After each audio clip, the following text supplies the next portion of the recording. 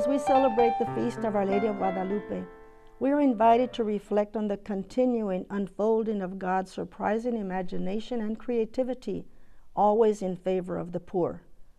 Through Mary of Guadalupe, the oppressed people regain their dignity and are chosen as the ambassadors of the good news.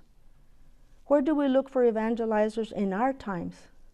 Where do we find people humble enough to respond yes to Our Lady's invitation to proclaim the vision and desires of her Son?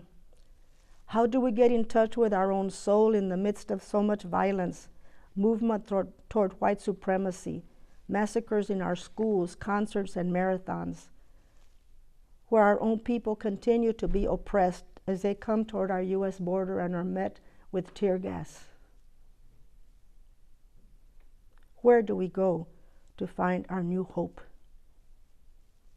We must look toward the brave woman of the Scriptures who comes to visit her children at Tepeyac, who is not afraid to become one with those who suffer, not just through her words, but in her very person, as the mestizo virgin who unites two cultures, two worldviews, and weaves them into a new nation, a new people who are lifted up out of the ruins of oppression and annihilation and woven into a tapestry of reconciliation and hope.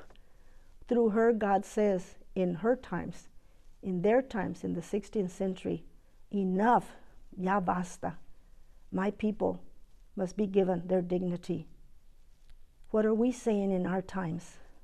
When is it going to be enough, que ya basta, that we see people suffering and we turn a deaf ear?